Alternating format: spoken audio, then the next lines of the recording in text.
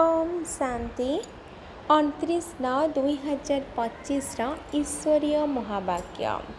बाबा कहते मीठे बच्चे, बाबा तुम मानको ज्ञानर तृतीय नेत्र देवाई आसिछंती, जहाद्वारा तुम्हें सृष्टिर आदि मध्य अंत को जानुछ।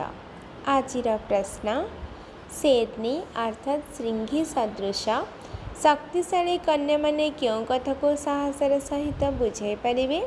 आजिर उत्तर, अन्य धर्म अवलंबी मानंकु एही कथा बुझेइबाकु हेब जे बाबा कहउछंती तुमे निजको आत्मा मने कर, परमात्मा नुहे।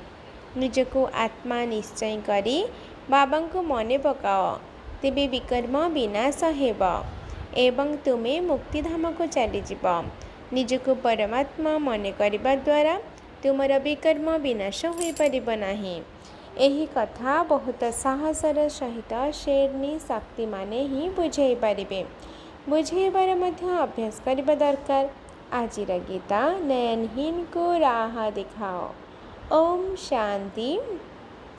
धारणा पाई मुख्य सार 1 नंबर, एही पूर्ण दुनिया एबे विनाश हेब, सेथिपाई एही पूर्ण दुनियारो सन्यास करिबाकु हेब। एहाको छाड़ी केउठी को जिबार नाही, किंतु एहाको बुद्धिरु भूलिबाकु हेब। 2 नंबर, निर्वाण धाम को जीवापाई संपूर्ण पवित्र हेबाकु परिब, अर्थात सृष्टि रचनार आदि मध्य अंत को सठिक भावरे बुझी नुआ दुनिया रे उच्च पद पाइबाकु हेब। आजिर वरदान, जेकोसी आत्मा को प्राप्ति गुड़िकर अनुभव कराउथिबा सार्थक सेवाधारी भाव। विस्तार, सार्थक सेवा भावर अर्थ है सर्वदा प्रत्येक आत्मा प्रति शुभ भावना एवं श्रेष्ठ कामनार भाव। सेवा भाव अर्थात प्रत्येक आत्मा को शुभ भावना अनुसार फल देवा। सेवार अर्थ है जेकोसी आत्मा को प्राप्ति रूपक फलर अनुभव कराइबा। एही भली सेवा भितरे अंतर्निहित तपस्या अंतर्निहित अटे। ଯେଉଁଠାରେ ଯଥାର୍ଥ ସେବା ଭାବ ରହିଛି ସେଠାରେ ତପସ୍ୟାର ଭାବ ଅଲଗା ନୁହେଁ।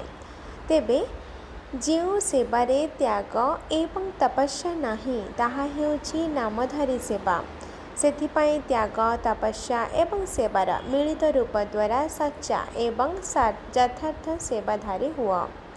ଆଜିର ସ୍ଲୋଗାନ, ଯଦି ନମ୍ରତା ଏବଂ ଧୈର୍ଯ୍ୟତାର ଗୁଣକୁ ଧାରଣ କରିବ ତେବେ କ୍ରୋଧାଗ୍ନି ମଧ୍ୟ ଶାନ୍ତ ହୋଇଯିବ।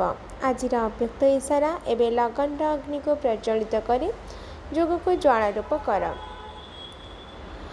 ଏବେ ନିର୍ଭୟ ଜ୍ୱାଳାମୁଖୀ ହୋଇ ପ୍ରକୃତି ଏବଂ ଆତ୍ମାମାନଙ୍କ ଭିତରେ ଯେଉଁ ସବୁ ତମଗୁଣ ଗୁଡ଼ିକ ରହିଛି ସେଗୁଡ଼ିକୁ ଭସ୍ମ କର।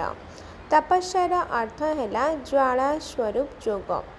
ଏହି ଯୋଗ ଦ୍ୱାରା ହିଁ ମାୟାର ବା ପ୍ରକୃତିର ବିକରାଳ ରୂପ ଶୀତଳ ହୋଇଥାଏ। ତୁମମାନଙ୍କର ତୃତୀୟ ନେତ୍ର ଜ୍ୱାଳାମୁଖୀ ନେତ୍ର ମାୟାକୁ ଶକ୍ତିହୀନ କରିଦେବ।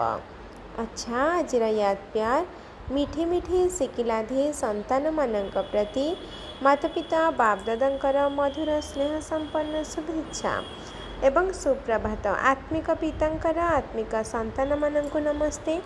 ଆତ୍ମିକ ସନ୍ତାନଙ୍କର ଆତ୍ମିକ ମାତାପିତା ବାପଦାଦାଙ୍କୁ याद प्यार, नमस्ते नमस्ते नमस्ते। शुक्रिया बाबा, शुक्रिया। अच्छा, ओम शांति।